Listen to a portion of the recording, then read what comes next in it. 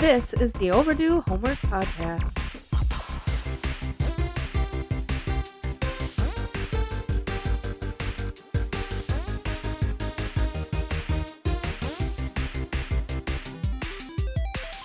Welcome to the show. I'm joined by Trav, and I'm Drew, And I'm Trav. and this is the Tim and Jim podcast. Excuse me, the Overdue Homework Podcast. Nice. As always, we are here to talk about 80s and 90s media, whether that be TV, video games, or movies. We've done a lot of movies, but all three of those things. All three. How you doing, Trav? Your pen just exploded. Pen exploded. I'm doing pretty good, enjoying my day off. I'm liking that we keep doing this on days off. How about Yeah, you? I like that a lot too. It's been nice to have the day to do it and not feel like rushed in the evening or anything like that. Exactly. We're we not all- yawning. Or... Exactly. We all got lives, We all got lives. I'm doing really good myself. Winter is here and in full force. I hope you had a good holiday season, right? I did. Me too. Me too. I had a really good holiday season as well. Don't forget to email us, Overdue Homework Podcast at gmail.com. Anything you want to talk about, 80s, 90s, whatever, just email us. Anything.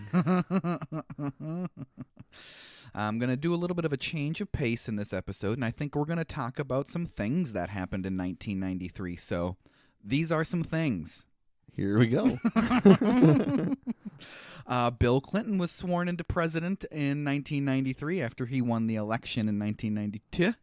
I remember that being a humongous deal. Like, he was the darling of America at the time. Yeah, he was the president for my grade school years. Yeah, exactly. I was going to say that too. Like, he was the first, he's the guy I consider the president of my youth, I think. Exactly. So I was born during Reagan.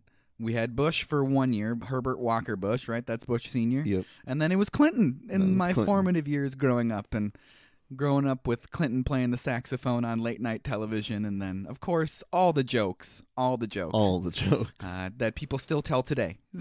Yep. He's going to be the butt of jokes for the rest of his life and probably after his death. Yes. Oh, Bill. Oh, Bill. The Intel Corporation released their first Pentium processing chips. That's kind of cool. That is pretty cool. We still use Pentium processing chips today. So, Yeah. 1993. Thanks a lot. And we were just talking about this, but Jurassic Park came out in 1993. Bada bing. That was a heck of a movie. We've mentioned it a little bit before, but it was a really, really big event when that movie came out. It was everywhere. It was everything. It was a blockbuster to beat all blockbusters. Oh, yeah. And we will be doing that in 2023 here. I absolutely can't wait to do that. Yeah, I same really here. can't wait to do it.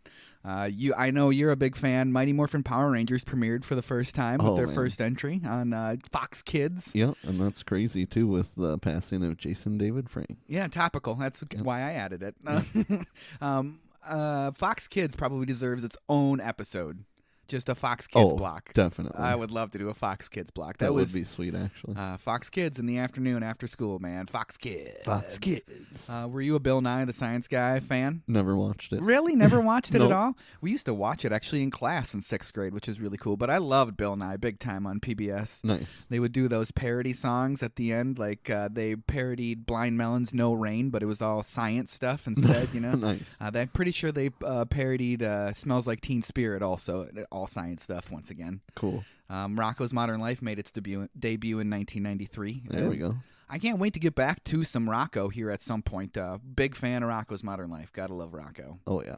And then you know about the Hubble Space Telescope, correct? Oh, yeah. Yeah. The Hubble Space Telescope, if you didn't know, was launched into orbit, and when it was launched, the mirror had a giant flaw in it. So they had to send up a special mission in 1993 to basically affix glasses to the Hubble Space Telescope to focus the image. Nice. So you'd think after spending probably billions of dollars, I don't know exactly how much it cost from end to end for the Hubble Space Telescope, that you would maybe get it right the first time. But Maybe. man, talk about an expensive mistake. Yikes. I wonder whoever made that mistake, probably the people who manufactured the mirror, I would assume. Did they face fines from the government? Did they have to pay for the second mission? Because that seems fair. Probably. I don't think there's always next time for those guys. May not have been next time. Nope. And then we can bring down the room big time with this one. The Branch Davidians all died in 1993. David Koresh. And the FBI stormed their compound and burnt it down, killing 76 people, including David Koresh. Way to go, government. Way to go, government.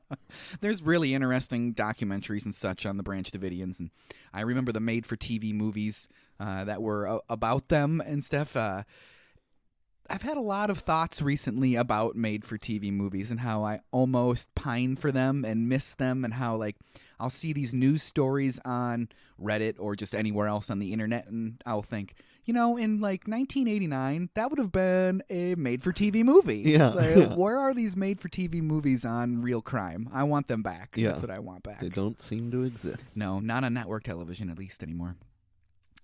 I guess we can move on then to our homework review. But before we get to that, I used some articles in preparation for this podcast, and one was on denofgeek.com, and that was by Seb Patrick, and then another one on theringer.com, and that was by Dan Devine. TheRinger.com, specifically that article, it's a really cool interview that was done with both Pete's with Michael Morona and Danny Tamborelli later on. So I think it was in 2019 maybe the article was written, and it's a really cool read. So if you have any interest in that, it's a cool read to really go check that one out. Those links will be in our show notes as always. All right, Trav. We're doing Nicktoons New Year's for this episode, correct? Oh, yeah. And The Adventures of Pete and Pete, airing on Nickelodeon, and that was created by Will McRobb and Chris Viscardi. And this episode specifically that we are doing is called New Year's Pete. It was directed by Adam Bernstein, written by Will McRobb, and its original release date was January 2nd, 1993. And, of course, it's starring Big Pete, Pete Wrigley, Michael Morona, Little Pete, Pete Wrigley, Danny Tamborelli, Little Pete's tattoo, Petunia, who does not make an appearance in this episode whatsoever, just in the opening credits. And then we get Joyce Wrigley, who's Mom, and she was played by Judy Graff. We get Mom's Plate. Don't forget about Mom's Plate. Mom's Plate. Donald Don Wrigley, who is Dad, and that's Hardy Rawls.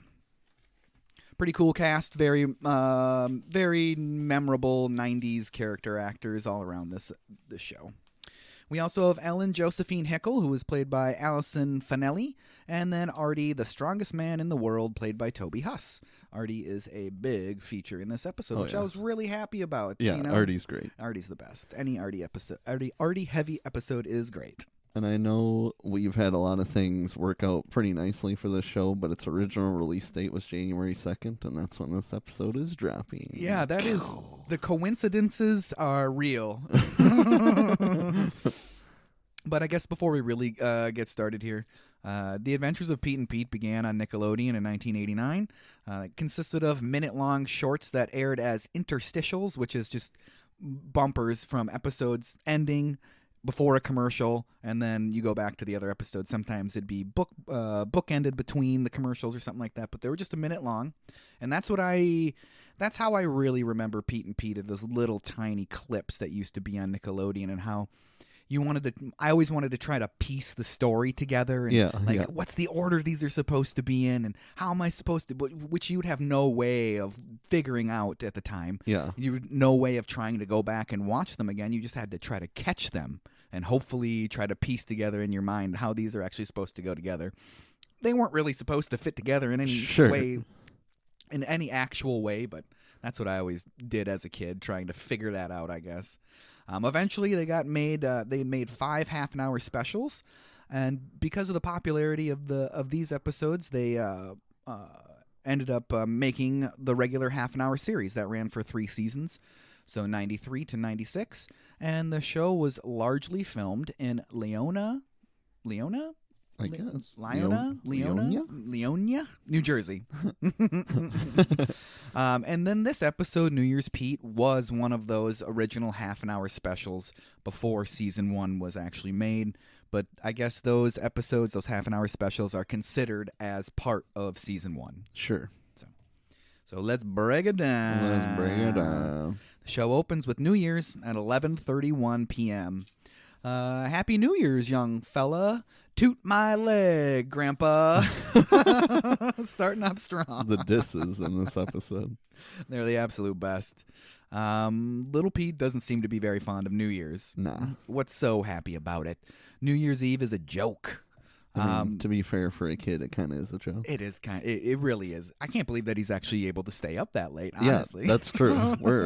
The mom's plate must be affecting her decision to keep him out. To be fair, it did seem like the Petes kind of had the run of the neighborhood whenever they wanted to anyways. Yeah.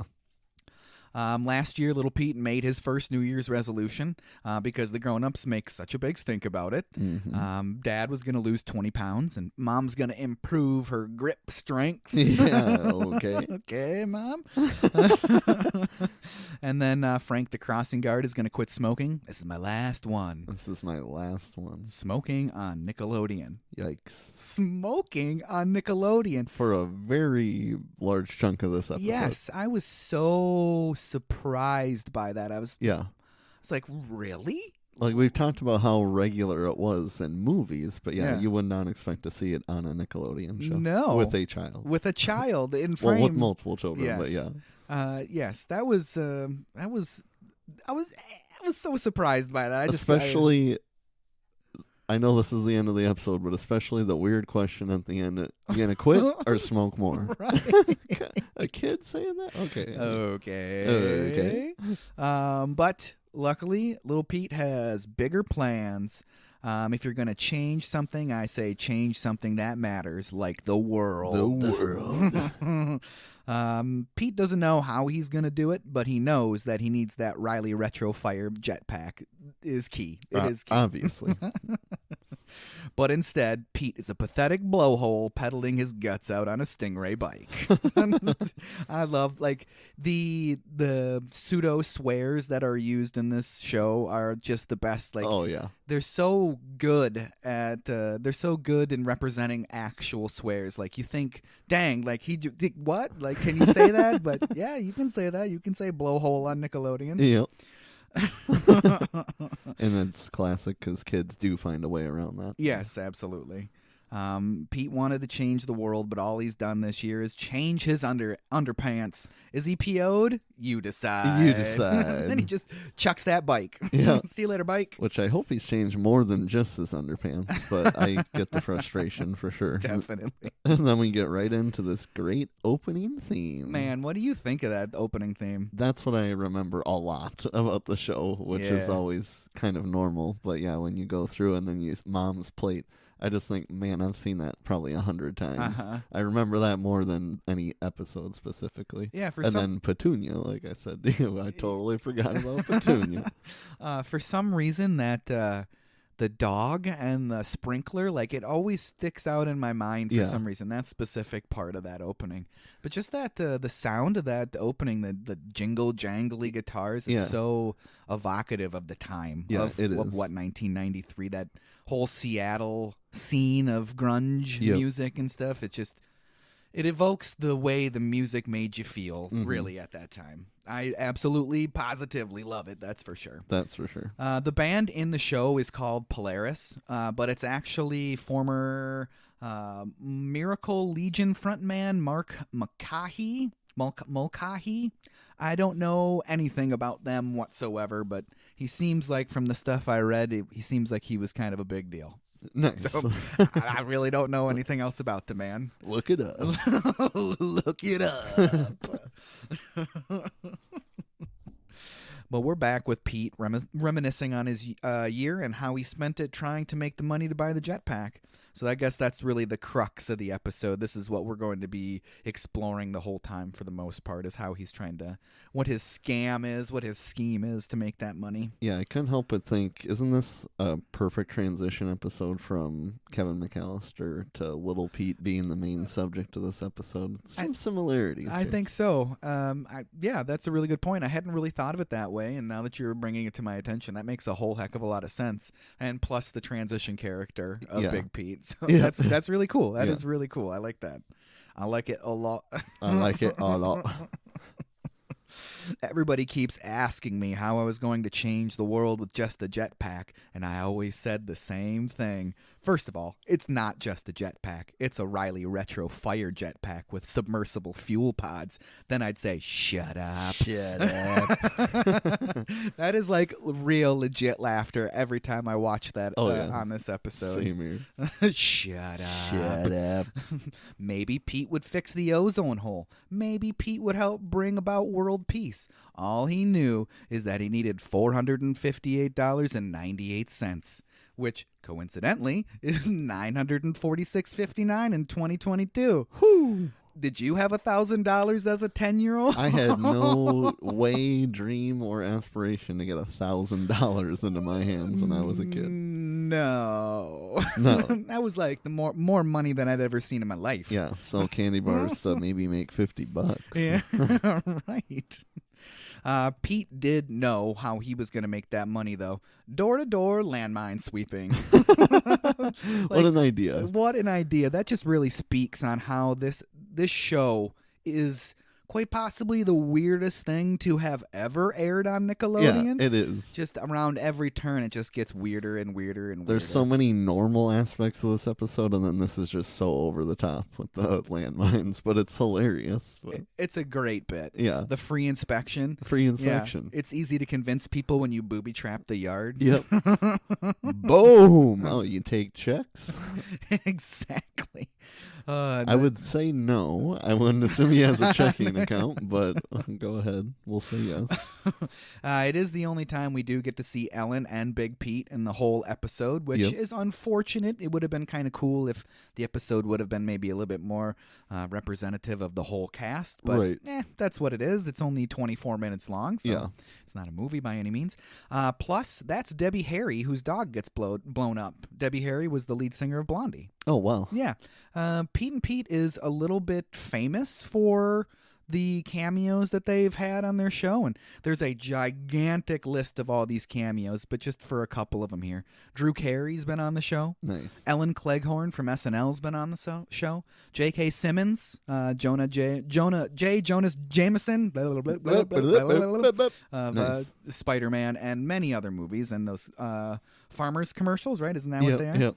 LL Cool J, ladies love Cool James. Hey, nice. And then the weirdest one of all for me is Patty Hearst. Do you know who Patty Hearst is at all? I do not. So she is the granddaughter of like the Hearst newspaper and media fortune. And she was either abducted or ran away and joined the Symbionese Liberation Army, which was like a terroristic group. All right. She robbed a bank with them and was arrested. Okay. She went to jail. Her sentence was commuted by Jimmy Carter, and then she was pardoned by Clinton. And she was on Pete and Pete. Oh, Bill. Oh, Bill. Have you ever heard of Stockholm Syndrome? Yep. So that was pretty famous in the court case. She claimed that she was a victim of Stockholm Syndrome. Alrighty. So, yep. Good enough for Bill. What a weird thing to have Patty Hearst, of all people, on Pete and Pete. Yeah, that seems crazy. Such a weird thing. Such a weird thing. But like we said, it's the only time we get to see Big Pete. It's the only time we get to see Ellen. Big Pete ended up messing up the whole scheme with the landmines by saving Ellen, and literally little Pete says Big Pete messed up. Sucker punched by puberty. Yep. That's really hormone explosion. Yep. Little Pete didn't blame him, though. He blamed the glands and their thriving secretions. Yikes. What? Jeepers, the writing on this show is absolutely stellar. If Little Pete just had the jetpack, nothing would stand in his way, except for maybe Frank the crossing guard. Frank is a great character. I really enjoy Frank on the show. Yeah, he's my favorite in the episode. I don't really remember him being really in any other Pete and Pete. Like, maybe he's there. Right. But I don't, this recall is his him. backstory. I guess, right? This is what we get to see. But Frank says, stop. And then Pete says, you want to read the Pete parts? Pete says, out of my way, grunge bag. I'm on my way to save the world. Saving the world begins with pedestrian safety. Blow it out your nose hole, Frank. What was that? Blow it out your nose hole.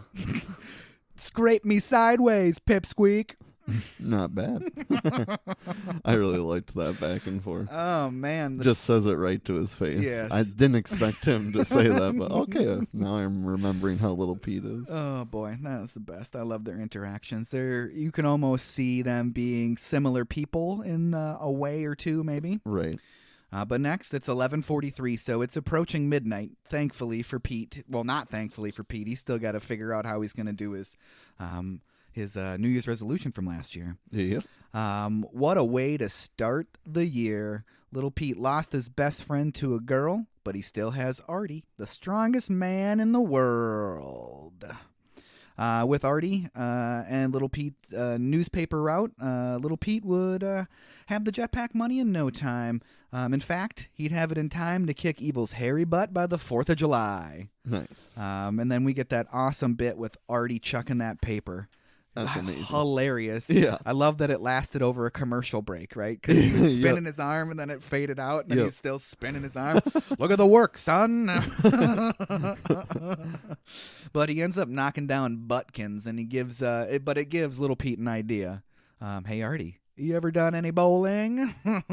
He has not, but he's about to. He's about to. Absolutely my favorite part of the whole episode is in the bowling. Obviously. I mean, Artie in general, but yeah. With Artie on the bowling team, all Little Pete needs to do is bet his wad on his dad's team, and voila, he'll be able to afford that jetpack. Thank goodness. Boom. Boom. Artie arrives at the bowling alley, stares directly into the camera, and goes, bowling. Oh, Artie. Artie is the best. He's so good. Oh, he must goodness. be in other things, voicing things in Nickelodeon or something. I didn't really look into it. I do know that he played a character called the Wiz on Seinfeld. Like he was like a commercial guy for this like discount retailer. So I know he was in that. I was going to do a little bit of a deeper dive and look into some more of what these other characters have done, but I think I'll save that maybe for another Pete and Pete episode because for sure we'll be coming back to it. Oh, for definitely. Sure. Overall, Little Pete's dad is not very pleased. It doesn't really understand why Little Pete would even suggest having Artie. So obviously he kept it from his dad, right? Right. You can't believe that Little Pete brought that mutant. That mutant. That's such a 90s, late 80s, early 90s thing to call somebody, you mutant. Yeah, definitely. Some X-Men vibes. Yeah. But, of course, Artie has a secret weapon. Artie built the telepathic bowling ball guidance system. Yeah, no batteries required. Just a hamster. Okay. I really do love how bad the bowling ball looks when he opens it up, like the obvious hinge on the ball. I love how bad it looks. As if no one would notice that. It just, I love how bad it looks. Absolutely love it. You just think where you want that ball to go, and the hamster takes over. Alrighty. And, of course, with that secret weapon, Artie's having the game of his life, but he doesn't get to complete that last frame because Butkins signs Artie to a pro bowling contract on site. On site. Come on. Did you notice that he signed with a squiggle pen? Yep. That's hilarious. Yeah. Oh, the squiggle pen infomercials, that were just all the time. I love that stuff. Yeah, Absolutely that's amazing. love that stuff. And then Butkins says, I'm here to make you a very lucrative offer. Tasty sandwiches. One of the best lines of the whole thing. Oh, boy. But so Little Pete ends up losing his bet and all of the money. So he's back to square one. I really liked how when Artie shows up at the bowling alley in that scene, how he gets up next to the hand dryer and goes, ooh, free air. Free air. That's my favorite. The face on the projector where he like coughs spits all over it. Like it's just so weird. So weird. And then at the end with Pete's dad saying, come on, you big, beautiful mutant.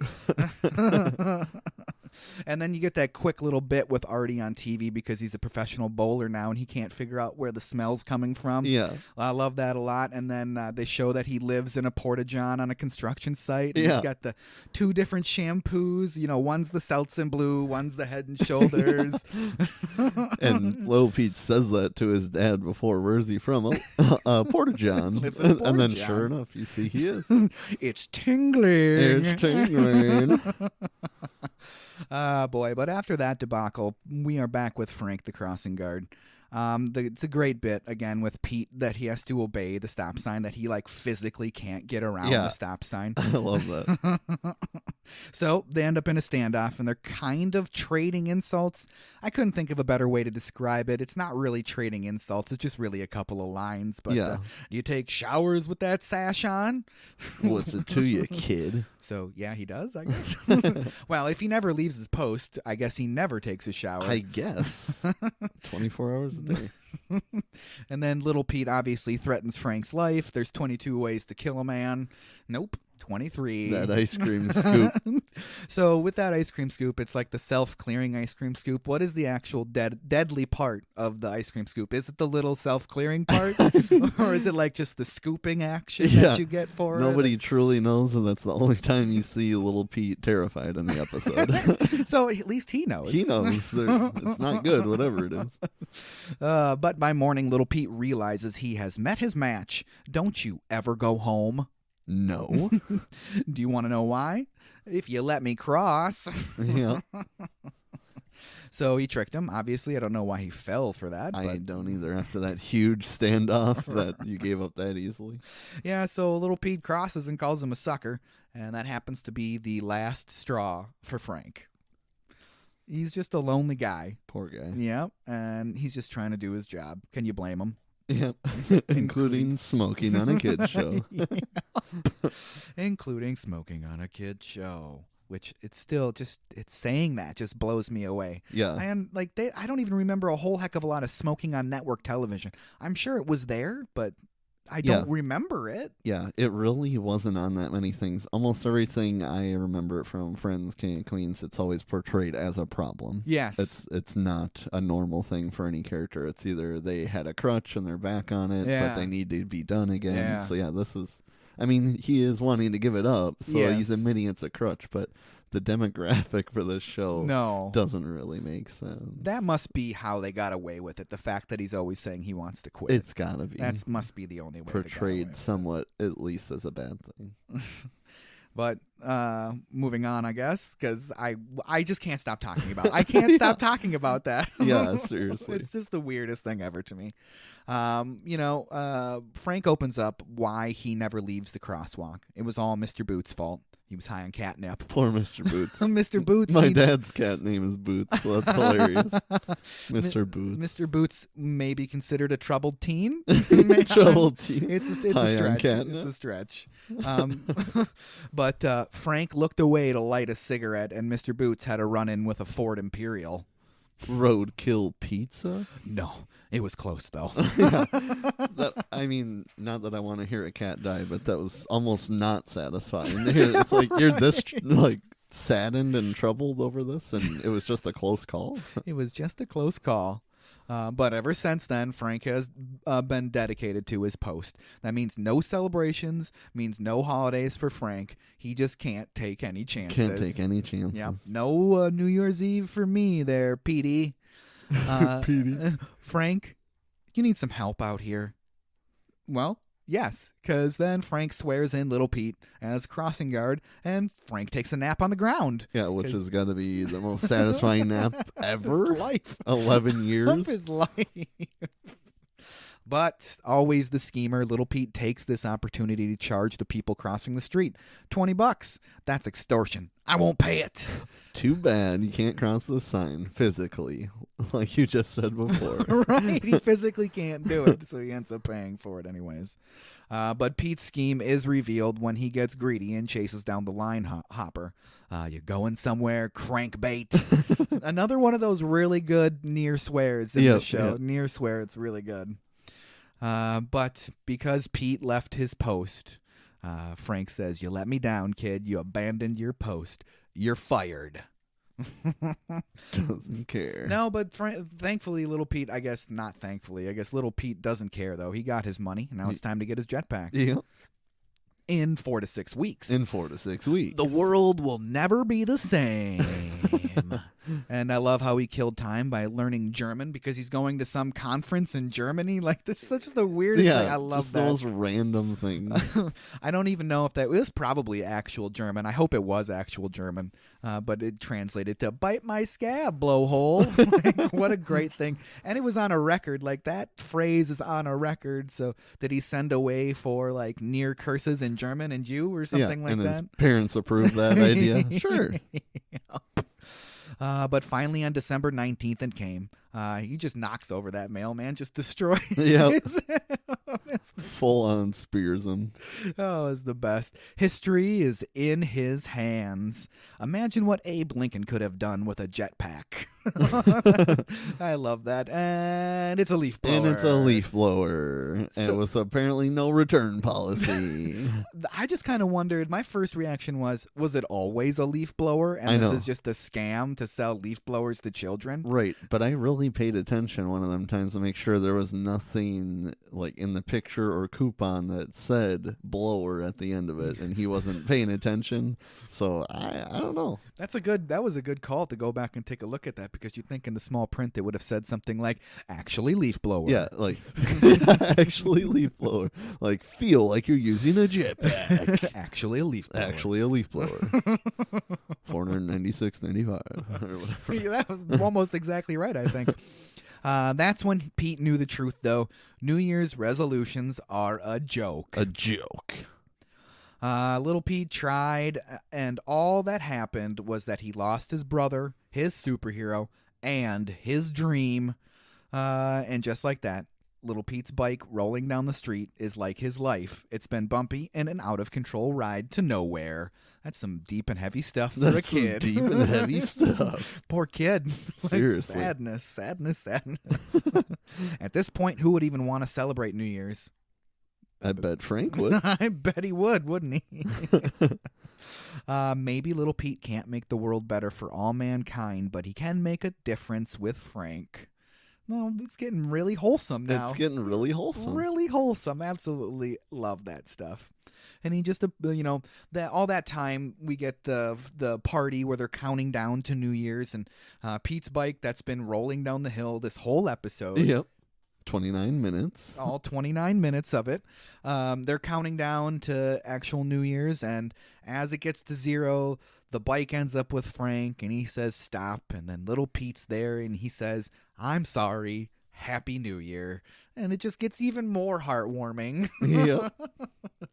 They have a short exchange, and what's your New Year's resolution?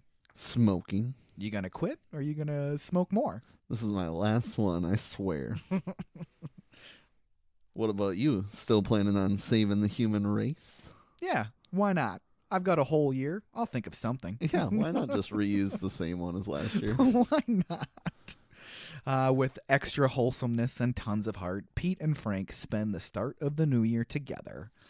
And roll credits. Roll credits. Roll credits. When he's riding that bike around him, like, it's so, like, emotional almost. Yeah. Like, it's a true connection between those two, and the music is super fitting for it. Yep. It's really good. Yeah. I was just like, when I watched this with my wife and my daughter one evening, I'm like, Evie, we're going to watch Pete and Pete. And I was like, well, some of the content's a little questionable, I guess, halfway through, but it was okay. But at the end of it, I was like, dang, that was so wholesome and had so much heart. Yeah, like, definitely. Oh man. So my final opinion is I don't think we could have chose a better episode for this time of year. I don't think so either. And I can't wait to do more Pete and Pete, and try and stop me from watching the whole series like next week. Like, try and stop me. Seriously. What about you, Trav? Yeah, I really liked the episode. Like I said, it's Kevin McAllister-esque. Yes. And then you got the wholesome ending. Unlike a lot of Nickelodeon things we've covered, there actually is things to learn in this episode. There is. But there's still all the random stuff Yes. that makes the episode funny. And something else I notice is how little Pete seems rewatching this now as an adult. Mhm. I feel like I was way closer to his age when I watched it Mhm. and never thought that before. And yeah, I like Artie, the strongest man in the world. That's a really good impression. You should go as him for Halloween. Yeah, there we go. That's a pretty easy costume. It would be a pretty easy costume. Just have to find some sort of jumpsuit. Yep. The yellow one was a jumpsuit, right? Yeah. And the other one's like a two-piece pajama. Yeah, the other one is definitely a two-piece pajama. Oh, boy. That's just a great episode, and I can't wait to revisit some Pete and Pete and anything else that we can do with that show. Yeah. I just think it's funny that let's look up something New Year's. And right. This, like you said, this just turned out to be the most perfect episode for it. It did. It really did. I want to move on to the homework assignment now that we've gotten that out of the way. Let's do it. We are shifting gears very hard. Yeah, we even forgot to push the clutch in, and we're just jamming it into a new gear because we are going to be doing 1991's Silence of the Lambs. Thank you, Lauren, for the suggestion. The release dates for this movie were January 30th, 1991, and that was the New York City premiere. It released nationwide February 14th, 1991. Seems like a pretty good movie for your Valentine's Day sweetie. That's hilarious. It had a budget of $19 million. Its box office was $272.7 million. Wow. That's $596.6 million in 2022.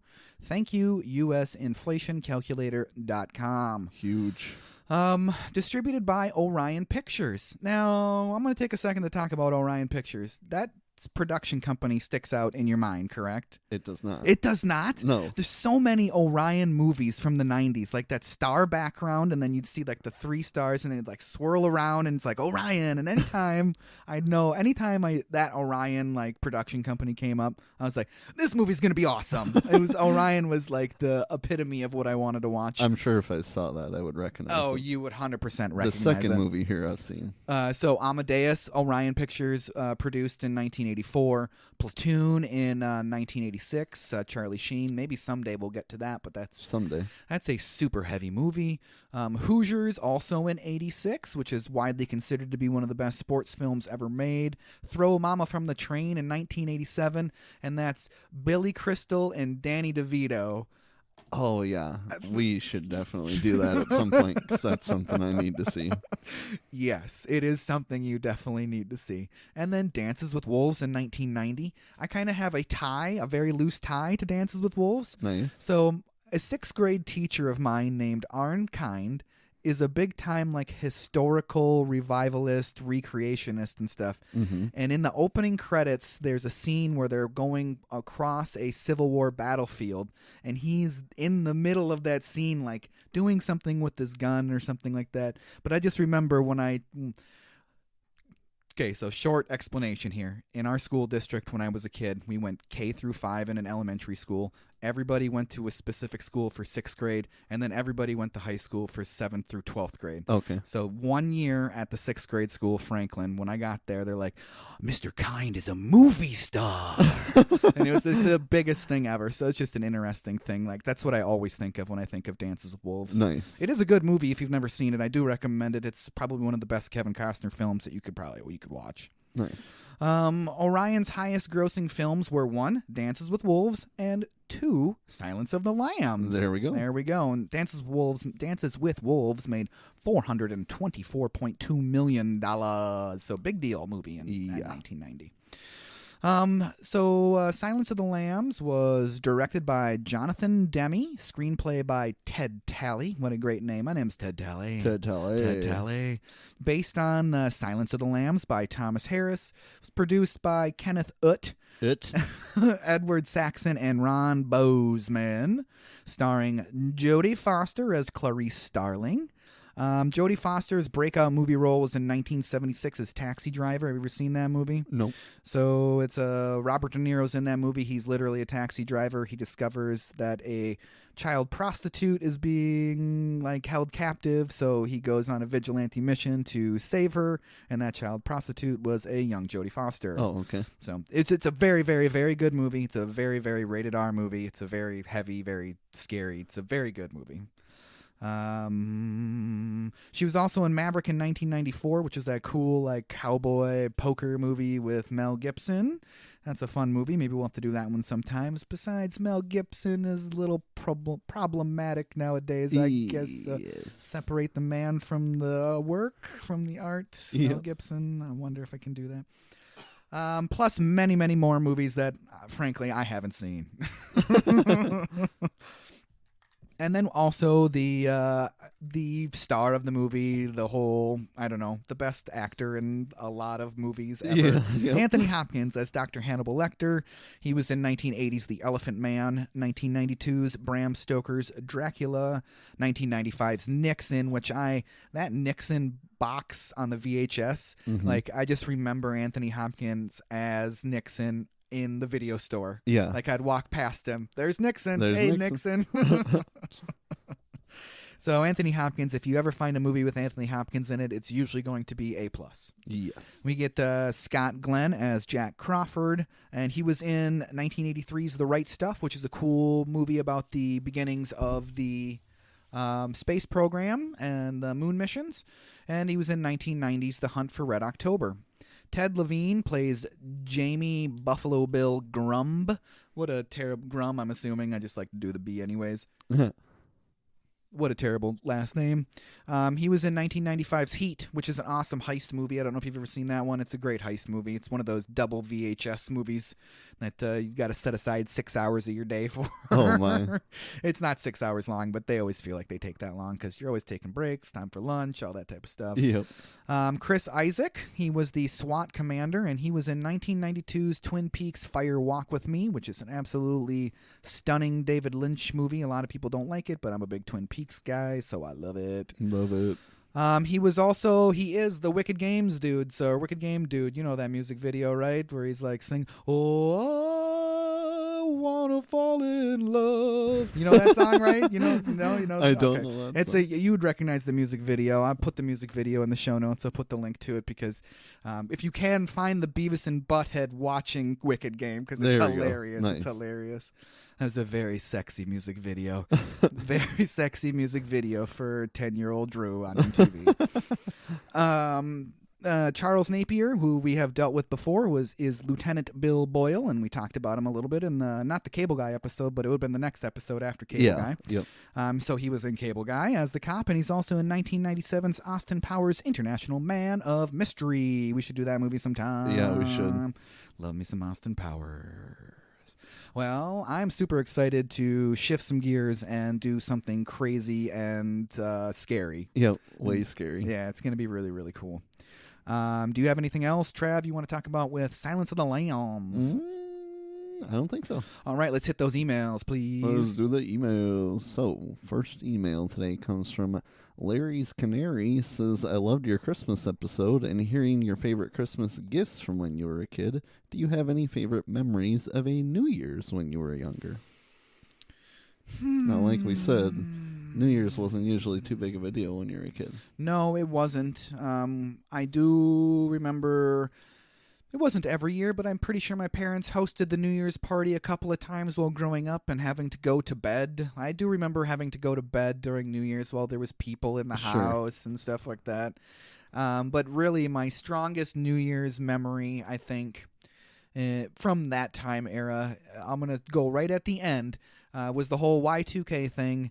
And 1999, when it changed to midnight for the year 2000, I was in my friend's car in the middle of the country trying to find a party somewhere, and he looks at the clock and goes, "Hey, it's the year 2000." And I was like, oh. It was the most anticlimactic Y2K thing I could have experienced, I think. Yeah. That's pretty funny that you picked that because, as usual, I picked the same thing. I remember in 99. Mine was a little different. I wasn't looking for a party, but there was a Dragon Ball Z marathon on TV. Nice. And it was the Garlic Jr. saga. Oh, so cool. I always think of that saga around New Year's time for whatever reason. So you could have been watching DBZ while the world was ending. Well, the world was ending. That's how much I was worried. You and me both. If I'm going to go out, I'm going to go out watching some Dragon Ball Z. You and me both. Next email here comes from Master Roshi. Wants to know, what TV show or shows have you been watching lately that are not related to the podcast? Well, we both have been talking quite a bit about GBBO, which is a really, really great show, Great British Bake Off, which isn't it the Great British Baking Show in Great Britain or something? Or no, it's called Bake Off. It's called there. Bake Off. And there, on yes. Netflix, it's the Great British Baking Show. The Great British Baking Show, yes. Yeah. That one for sure. What did we just finish up? That's how much it made an impression on me. we just finished it. I can't remember what it is, but we're going to be starting The Boys tonight probably, which I'm super excited for. That we still haven't watched that yet. So the third season? Yes, the third season of The Boys. Nice. Yeah, definitely been pounding Great British Baking Show for myself. Made it through all the stuff on Netflix, watching some holiday stuff. Bought the board game. It's amazing. If you like any sort of cooking show, watch Great British Baking Show. Other shows I've been going through is all the Marvel stuff. I was way behind on the Marvel stuff. I'm watching with a buddy on Tuesdays, and we're up through Hawkeye, halfway through Hawkeye. Nice. And then I'm going through with Lauren on Marvel Mondays, we're calling cool. it. And we just finished WandaVision and started Falcon and Winter Soldier. What did you think of WandaVision quickly? I love it. I've loved all of them, honestly, but I saw Doc Strange without having seen WandaVision, so it's just added this totally different perspective for it. So, yeah, Marvel and Great British Baking Show. Next email here comes from Jar Squared Binks. Wants to know, if you were a Jedi, what color would your lightsaber be? Well, the dark saber. Have you seen the dark saber? It looks so cool, but I can't choose black. I can't choose the dark saber. I think I would go with classic Luke Skywalker green. Nice. I think that's what I would go with. Maybe some Mace Windu purple. Yeah, that would be good. That's what I picked. Purple. Yep. Give me some Sam Jackson purple. Yep. And then the last email here today comes from Back in My Day. Wants to know, when you were a kid, what age did you consider old? Like 25. 25. Like, really, I do remember having a babysitter when I was probably 9, 10, 11 years old, and being like, how old are you? And she was like, I'm 27 years old. And I was like, what? You're so old. How many kids do you have? I kind of had older parents, though, so the age thing wasn't too, but definitely when you're that young and you hear somebody in their 20s or like they just got out of college, it's like, whoa, they're so old. Yeah, I remember being kind of impervious to thinking old because my dad was older when he had me, so I put like 60 because I knew my grandparents were over 60. But I do remember specifically being a freshman in high school and thinking seniors are so old. Yes. Like such a huge difference. When I get to a senior, I'm an adult. Right. But you're really not. You're really not. By title only. By title only. But that wraps up emails today, so make sure you email us at Overdue Homework Podcast, and check us out on Twitter at Overdue Homework and Instagram at Overdue Homework Podcast. Thank you to all of our listeners. We're very excited for the rest of 2023. And as always, don't forget to tune in to the next exciting episode of the Overdue Homework Podcast.